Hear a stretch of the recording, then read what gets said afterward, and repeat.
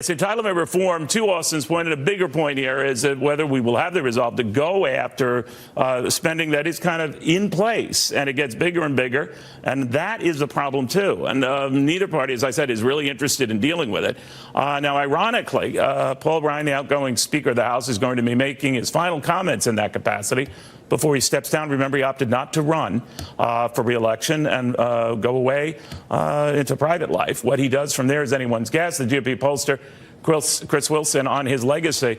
You know, Chris, we were mentioning the tax cuts and everything else with Austin. I mean, that was shepherded along by Paul Ryan, but by the same token, we're told that the Speaker is going to lament the fact that Congress collectively, Washington in general, was never able to get a handle on spending, and that it will be his biggest regret. Should it be?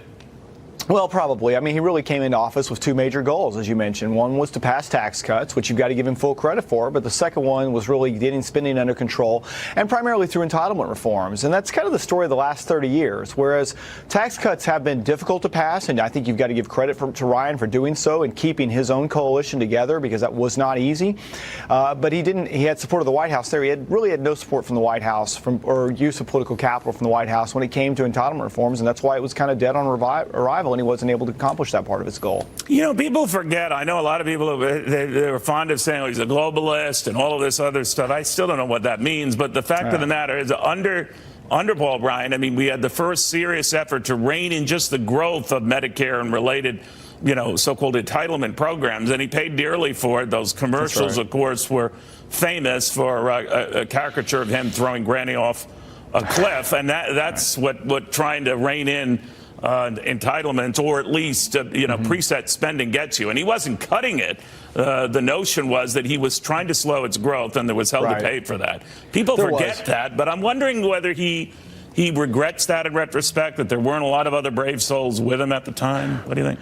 Well, it's tough. And, he wasn't able to do it under this administration. He wasn't able to do it in the last administration. I mean, you couldn't give an Austin Goolsbee to admit that they didn't even try. And the one time where you probably could have had this accomplished was whenever you had a Republican Congress and President Obama, if there had even been any sort of attempt from the Obama White House to provide political cover for that.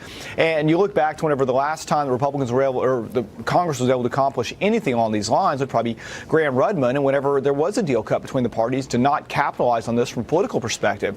But I think we've got to give Ryan credit for going as far as he did, and you're right, he took political heat for it. But the sad part of it is, and I'm sure he'll mention this in his speech today, as he leaves Congress, he kind of gets an incomplete. He got one half of it done. You got to give him credit for that.